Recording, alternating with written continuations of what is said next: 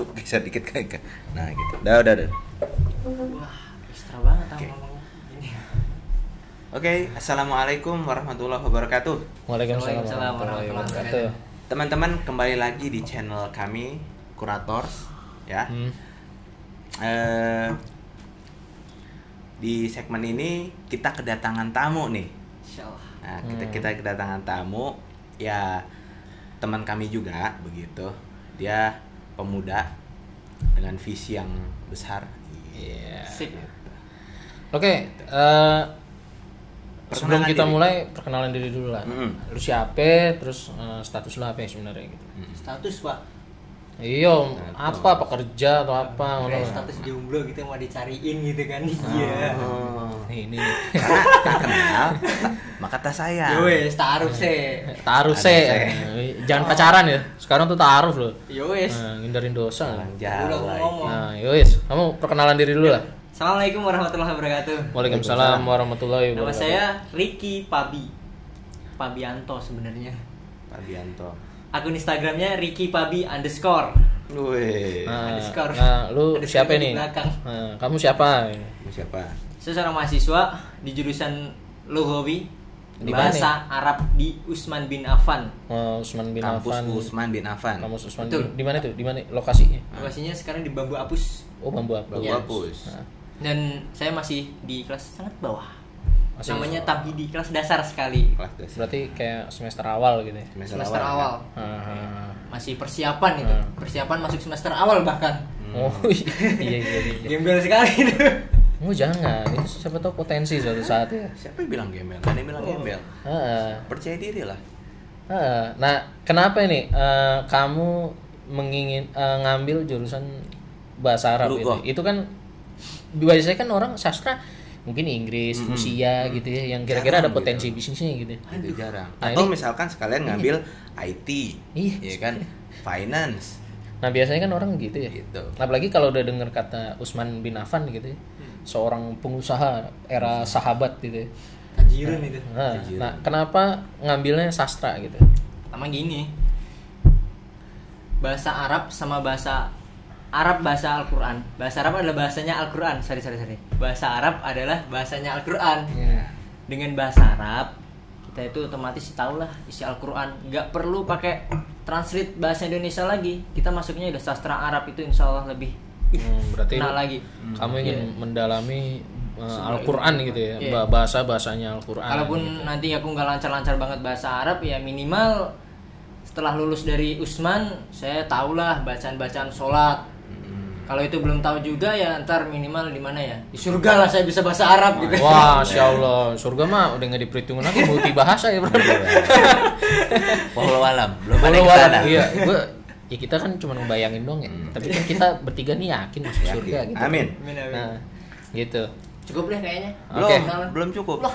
Kamu itu sebelumnya apa, santri atau apa? Heeh. Aduh, malu sekali sebenarnya. Heeh.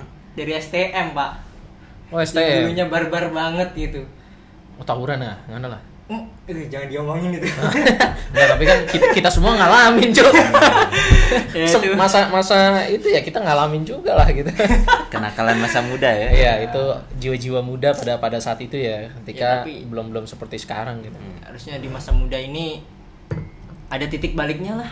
Di masa muda ini yang jadi- tadinya dulunya cuman STM harus bisa nih jadi ahlul Quran. Masya Jadi Allah. insya Allah lah jadi Berarti visi misimu lah Visi-misi tentang Quran ya, kalau Iya. yang dari yang kita tangkap nih. Oke.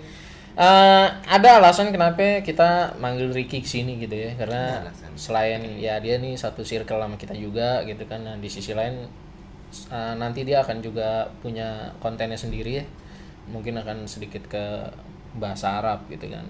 Tadi kan udah doain dijelasin. aja doain. Insya Allah. Iya, kenapa pentingnya belajar bahasa Arab, ternyata ingin mendalami bahasa ketika kita beribadah gitu, jadi mungkin lebih memaknai ketika kita sedang beribadah gitu kan. Nah, ini juga kita juga senang juga ya, maksudnya kita juga Anak muda tentu tapi punya visi. iya punya visi misi, tentu kita juga masih belajar gitu.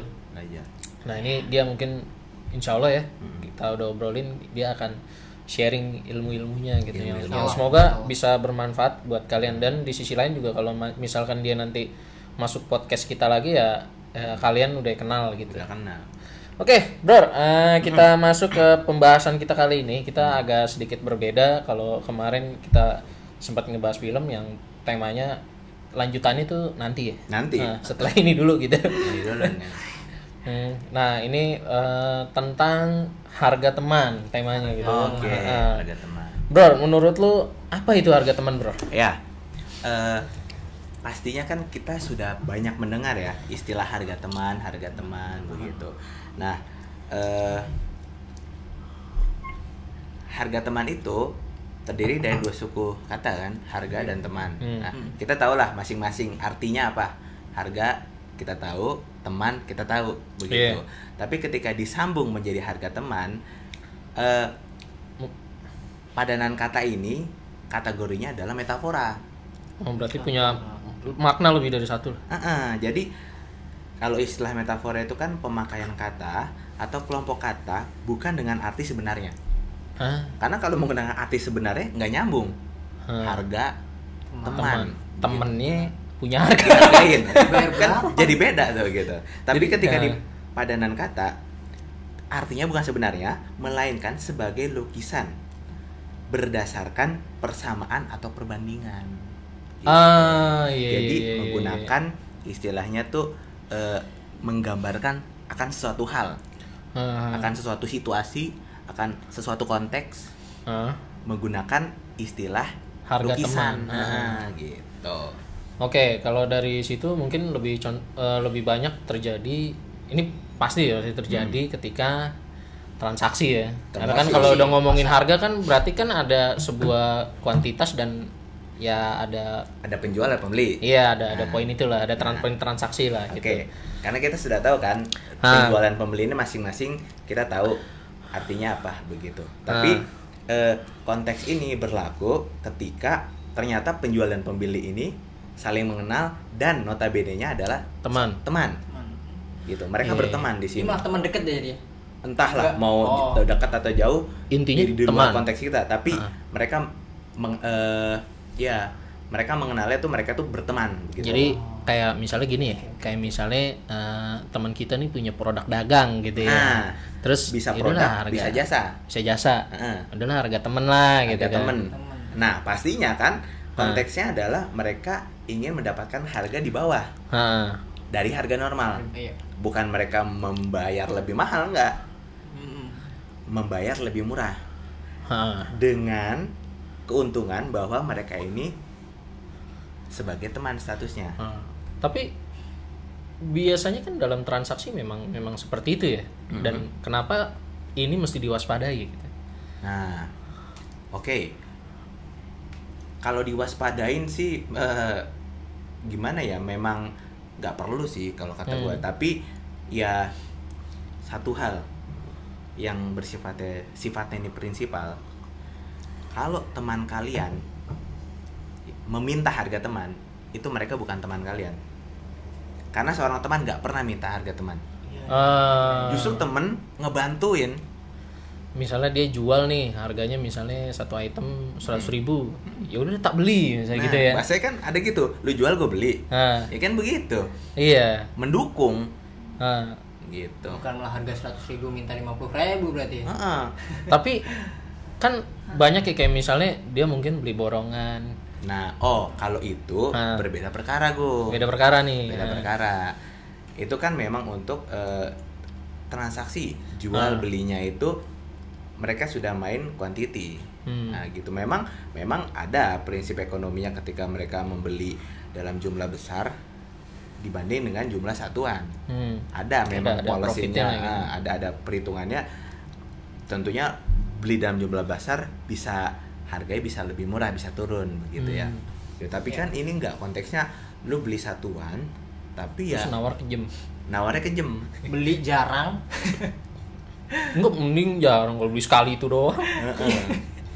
Gitu. Nah, nanti kita kaitkan ya ke teori ekonominya tentang ini permintaan dan penawaran. Oke, sekarang kita lanjutin tadi ya, bahwasannya siapa sih pelaku dari harga teman ini gitu kan, dan bagaimana semestinya kita menghadapi situasi itu, bersikap untuk menghadapi situasi itu. Bisa jadi itu suatu situasi yang perlu kita hormati walaupun tidak sesuai keinginan kita gitu. Nah itu bagaimana gitu. Dan siapa pelakunya ya sebenarnya. Kalau menurut Iki gimana Ki? Oke, balik lagi ke jual beli itu loh. Jual beli itu awalnya itu harus didasari dengan suka sama suka dulu. Jangan sampai yang satu suka gara-gara harga temen, yang satu terzolimi tuh penjualnya. Penjual terzolimi. Iya benar. Penjualnya terzolimi, yang beli suka-suka aja. Iya. Terus. Ntar dulu deh. Ngopi dulu aja. Mangga itu sajian dari kita. Emang kopi. Kita sengaja ada kopi ya. Karena nanti kita mau keluar produk gitu kan. Ini announcement aja. Oke Ki, lanjut Ki. Ada suka sama suka, jangan sampai kayak gitu. Sama halnya dengan kasus harga teman. Oke. Yang tadinya harganya 10.000 minta 5.000. Itu hanya 10.000 loh. Minta 5.000 gara-gara temen doang. Harga temen bro. Kejam tuh. Padahal tahu mungkin ya harga APP-nya gitu ya. Misalnya harga APP-nya 4.000 gitu ya. Dia jual 10.000. Nah, ini ditawar goceng. Ya kan profit 1.000 ya. Kasihan gitu. Iya. Dan ini juga sih. Jual beli itu harusnya ada satu harga saja.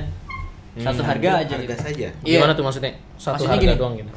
Saya mau beli handphone nih, harga 10 juta. Harusnya si penjual itu buat ngantisipasi si harga temen tadi harus bilang nih, harga cash itu adalah 10 juta. Kalau kamu bener-bener ingin kredit itu pun juga 10 juta. Yang 12 juta. Yang di kredit itu tetap 10 juta. Jadi misalnya jual nih 10 juta. Ya wes tak kredit misalnya setahun ya itu dibagi 12 aja 10 juta dibagi 12. Jangan gitu. sampai cash 10 juta, kreditnya 12 juta.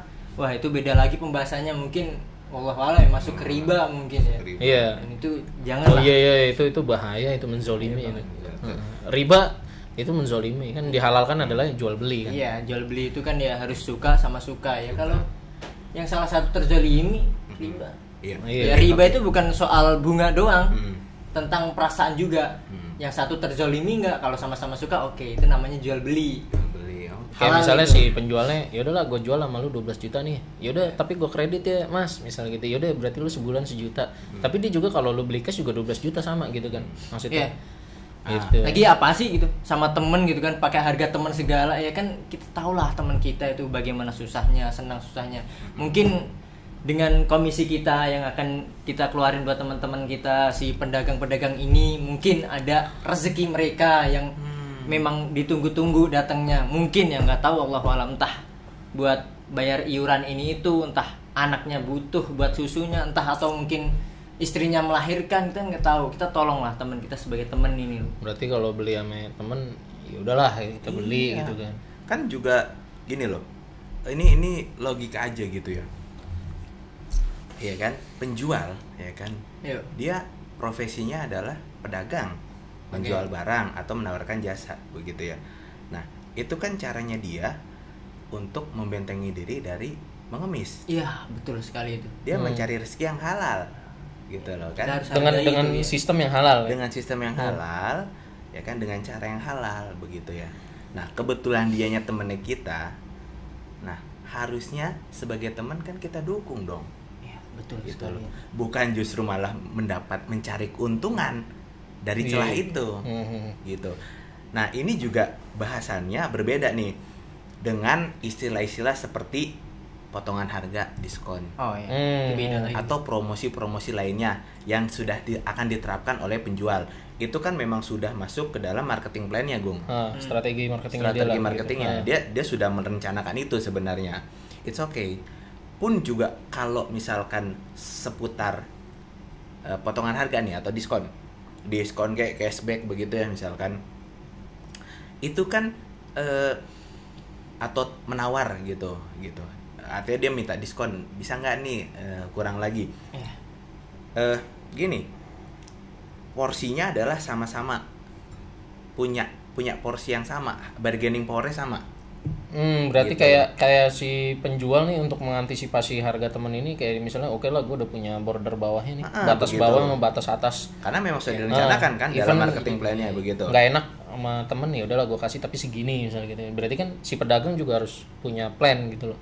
Bukan nggak enak sama teman, bukan gitu, tapi artinya gini, ya anggapan aja kayak nggak kenal. Begitu kan, boleh jadi emang masih masuk harga ininya dia, harga ininya, kalkulasinya dia masih bisa dapat potongan harga sekian apa kayak begitu, makanya bisa di diskon begitu ya. Oh iya. Tapi kan kalau misalkan harga teman ini itu murni karena gua kenal sama lu nih, harusnya lu kasih keuntungan lah buat gua. Nah itu kan sebenarnya nggak patut. Iya benar. Atau antisipasi si penjual ini mungkin bisa aja ya kasih ke teman-teman terdekat itu kartu member gitu. Jadi di situ dapat diskon. Kalau kartu gitu. member berbeda lagi. Itu memang berarti sudah di planning, sudah di planning sama si pedagang gitu. Ya, Nah, gitu. kalau dari pembahasan kita nih, kalian ada nggak sih pengalaman menghadapi langsung gitu harga teman, entah itu di teman-teman kita atau siapalah gitu yang pernah di depan mata gitu. Nah, lu dulu bro. Gua dulu ya. Kalau gua alhamdulillah sih nggak ada. Berarti teman-teman gue nih teman-teman beneran. Teman-teman Iya. beneran. Gitu. Jadi saran gue ke kalian, kalau kalian ini seorang penjual, ya, baik barang atau jasa ya, mau reseller, mau dropship, mau emang produk sendiri, ya begitu, apapun lah itu, dan itu caranya halal begitu ya. Nggak lu juga jual senjata misalkan, atau misalkan jual narkoba gitu ya. Nah, enggak juga. ya gitu ya, gitu. Nah, ya pertama ya tadi kan Tiki tentukan satu harga ya, begitu loh. Kalau misalkan mereka minta harga teman, berarti mereka bukanlah teman sesungguhnya. Udah gitu aja. As simple as that. Nah, kalau gue pernah ngalamin sih Lu pernah? Pernah di tapi ini kondisinya gini ya. Yang pertama pada waktu itu ceritanya gue inget banget naik motor gitu kan. Nah, motor gue motor lama gitu kan. Nah, pada saat itu bannya juga kan masih pakai ban dalam gitu. Masih yang lama tuh berarti kan. Nah, pada saat itu ceritanya bocor nih ban.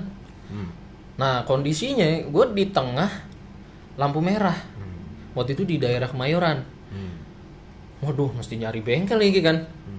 Mesti cari bengkel, akhirnya gue dorong, muter tuh dulu. Kalau lu masih ingat ada Golden Truly, nah gue muter tuh Golden Truly yang di Kemayoran.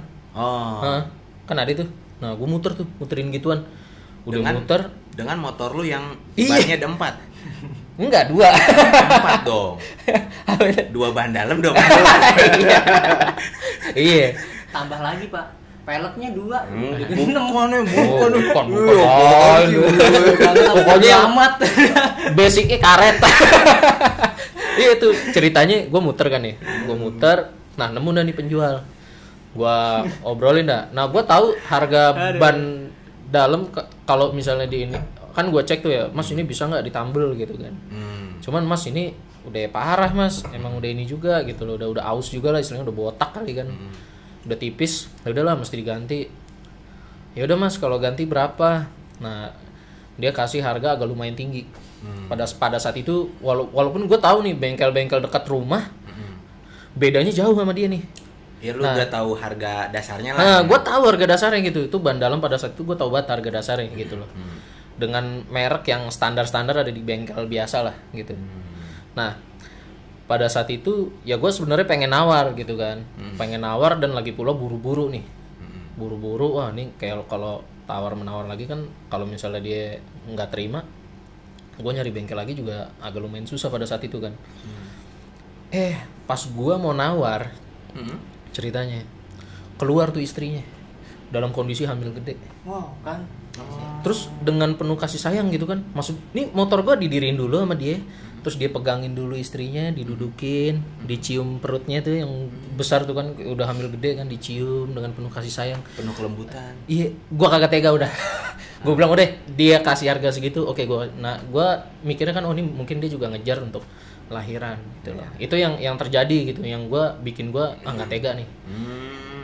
Yang kedua, gue pernah bikin undangan untuk sebuah acara ceritanya. Nah, ceritanya nih pemilik percetakannya ini temen gue. Pemilik percetakannya? Iya. Wih. Ini temen gue nih, ini nyambung ya temanya ya. ketika itu temen gua, "Yowes, harganya berapa?" gitu kan. "Oke, Gung, sekian per lembarnya." Ya udah dikaliin sekian ratus jumlahnya gitu kan. Ya udah gua nggak nawar nggak apa gitu kan. Maksudnya udahlah, gua kasihin aja gitu kan. Ya udah gua bayar. Yaudah Apa nanti alasan lu? Tapi kan berarti kan lu bukan penjualnya, lu pembelinya. iya Dan lu kan nggak minta harga teman. iya nah itu ya karena gue ngerasa nggak enak untuk nawar gitu pada saat itu. Jadi ini teman gue, ya udahlah dia jual, ya dia kan teman kuliah gue ya, jadi gue tahu nih kebutuhannya dia gitu. Ya udahlah, gue kalau ada undangan gue ke lu ya gitu kan. Berarti Yaudah gue nggak apa-apa gitu kan. Berarti lu tidak meminta harga teman. Enggak, nah Tapi lu mensupport temen lu. iya gue support temen gue. Walaupun dengan harga yang di atas rata-rata. Karena kan gue udah percaya sama dia gitu. Walaupun yang lucunya gitu ya, dia tuh dikenal sebagai orang yang bisa dibilang, oh ini kalau orang dari suku ini orangnya pelit-pelit misalnya gitu kan. Tapi ini nggak terjadi cuy. Ini benar. Ketika tuh undangan udah jadi gitu kan, gue nggak tahu kenapa, pokoknya dia yang nurunin harganya pas gue mau bayar. Undangannya dilebihin takut ada apa-apa. Gitu. Ini temen gue gitu ya, mungkin agak dia nggak enak kalau bagaimana gitu ya. Tapi intinya ya gue pada saat itu pun tidak menawar gitu. Oh ya. Berarti lu teman sejati tuh. Iya, karena gue menghargai itu. Lu gentleman di sini. Gue tahu nih temen gue dagang nih buat ini keperluannya gitu kan. Gue bilang ya udah kalau ada apa sih namanya undangan atau cetakan gitu ya, gue ke lu ya gitu kan. Itu benar ketika gue nyetak kayak stiker nih. Pada saat itu, "Gung, ini gue lebihin sekian, udah lu bayar sekian aja gitu." Wah, ini lebih murah dari yang di awal gitu kan. Itu berarti lu save. Berarti dia yang justru malah menurunkan. Iya. Yang penting lu kan nggak minta. Nah, itu emang udah rezeki lu berarti gue. Iya, nah itu mungkin ya itulah rezeki gitu kan. Nah, Kita itu sih sampai sini. Bismillahirrahmanirrahim. Nah, Ki, sekarang giliranmu nih. Kamu ada nggak pengalaman tentang harga teman ini? Kalau ngomong pengalaman tentang harga teman, belum pernah ada mungkin. Tapi aku pernah ada pengalaman yang nggak terlupakan. Unforgettable moment. Yongkrai. Apa tuh? Apa itu? Apalah itu. Yes, Cendol dawet. ceritakan. Ya dulu tuh pernah kecelakaan ya gitu. Di Ini. masa-masa sekolah. Kecelakaan, akhirnya ada yang patah, Mas. Bukan hati ya. Handle kopling. Iya, bisa. Dia ngomongin hati, padahal di pikiran gue semangat yang patah. Umumnya kan ada yang patah tapi bukan semangat. Kalau dia ada yang patah tapi bukan hati. Nggak, pada saat itu emang handle kopling itu patah. Terus Akhirnya aku dorong tuh sampai ke bengkel. Itu masih subuh-subuh buta loh. Habis subuh aku gedor-gedor tuh. Alhamdulillahnya dibuka dan mau benerin motor aku itu. Masalahnya 5.000 rupiah di dompet tuh. Handle harganya 25.000. wah, terus gimana itu? Tapi nggak minta harga teman ya. Minta harga teman, sorry. Emang antum juga kenalan sama yang benerin? Kan enggak juga. Enggak juga sih. Ya, berarti konteksnya bukan emang harga teman juga. Nah, itu tawar menawar itu. Nah, ya kayak tapi solusinya gimana tuh? Kok bisa Solusinya dengan 5.000 Ceritanya bisa gimana? ganti? Lanjutin. Ini rezeki nih kan. Iya, rezeki.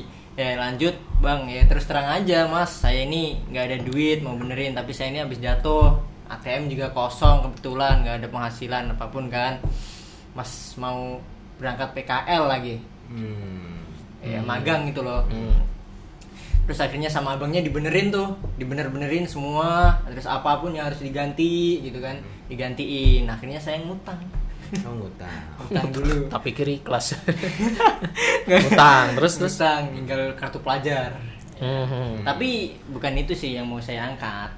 Itu bahwasanya kalau pedagang sama pembeli itu sebenarnya saling silaturahmi aja, walaupun awalnya kita nggak kenal. Tapi di situ tuh ada sisi rohaninya loh.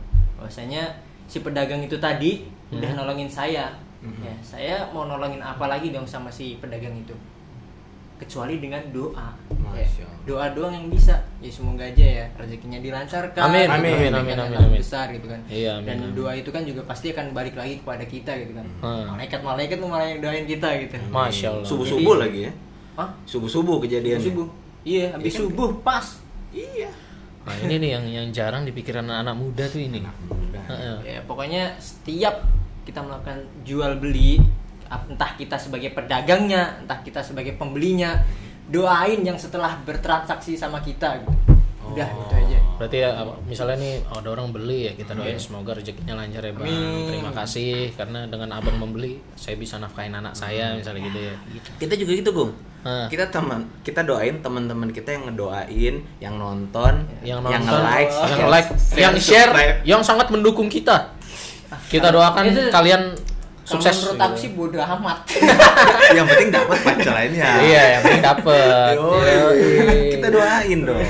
Kita doain. Jadi kita mintanya nih like, share, komen, and subscribe. Ya Allah, siapa yang dukung kita dukung balik kebaikannya gitu kan. Amin. Kita juga ada beberapa teman kita kan bikin konten ya, dia butuh ibarat kata dukungan ya kita dukung juga gitu kan. Kayak Ricky nih nanti kan akan ada kontennya. Ya ini juga salah satu jalannya, ya udahlah kita sama-sama membantu gitu, saling tolong menolong gitu kan. Karena kita juga butuh temen nih bro sebenarnya bro.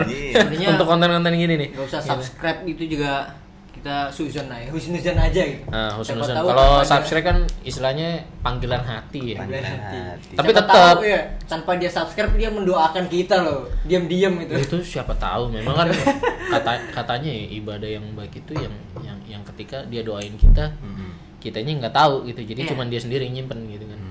Nah, sama kayak gitu, kayak misalnya kayak tadi teman gue yang udah nih dia berusaha ngasih gue, yaudah gue doain semoga lancar dan alhamdulillah sampai sekarang usahanya masih bertahan gitu. Alhamdulillah. Mas, Alhamdulillah. apa sih kesannya itu? Motivasi lah buat kita sebagai si penjual sama pedagang ini. Gimana gitu? Kalau motivasi ya yang ini aja lah. Ambil yang halal aja. Ambil yang halal, jadi hindari transaksi yang menzolimi ya. Menzolimi si pedagang maupun si pembeli. Jadi kayak penjual juga pun walaupun kita tahu kita ya udahlah kita beli gitu kan, tapi jangan terlalu ini juga lah. Pembelinya juga mesti sadar juga gitu. Jadi saling-saling sih sebenarnya kalau di situ. Dan kalau untuk pesan dari gue ya udahlah.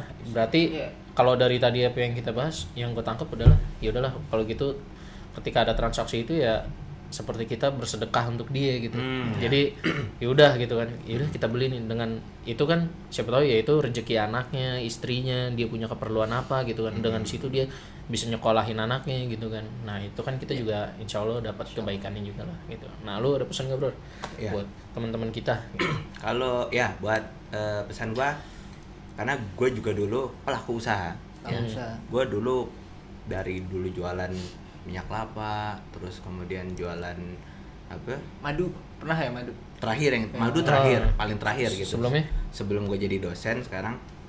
Dosen. Gue kan dosen, Agung nih content creator. Apa hubungannya dosen sama jual beli nih? Enggak, gitu. Itu kan hidup membawa kita kan gitu. Iya. Sebelumnya pernah melakukan usaha, pernah berdagang begitu. Terus juga pernah fotokopi, gue jualan alat tulis kantor. Sama gue juga dulu pernah ini jasa barbershop gitu, gue owner begitu.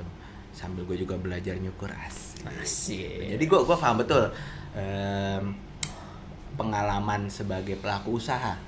Ya kan. Ya alhamdulillah gue bilang waktu di awal teman-teman gue suportif gue begitu, membantu gue beli ya kan, mendukung, gak ada yang satupun yang minta harga teman begitu. Jadi buat pesan dari gue buat kalian gitu, pelaku usaha yang menonton video ini ya tetap semangat, istiqomah, banyak berdoa, banyak berzikir, karena itu juga pembuka pintu pahala dan ya kembali ke Quran dan hadis ya.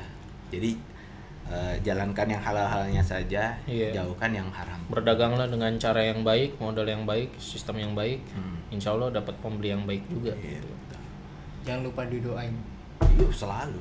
Oke. Siap. Terima kasih sudah menonton konten kita hari ini.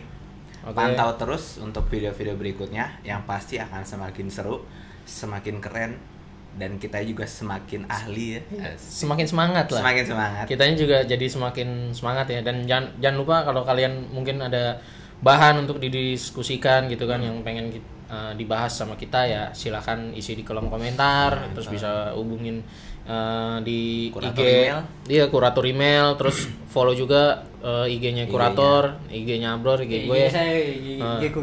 Iya, IG-mu lah. IG-nya Ricky ya. Mungkin kalian suka. Nah, kalau ratingnya bagus nih, Ricky kita panggil lagi. Muncul Tapi lagi. kalau jelek kagak usah lah. 2 kali kena, aku mau ngecengin. Oke, Tutup. Oke. Sampai jumpa lagi. gitu ya teman-teman. Sampai jumpa lagi. Assalamualaikum warahmatullahi wabarakatuh. Waalaikumsalam.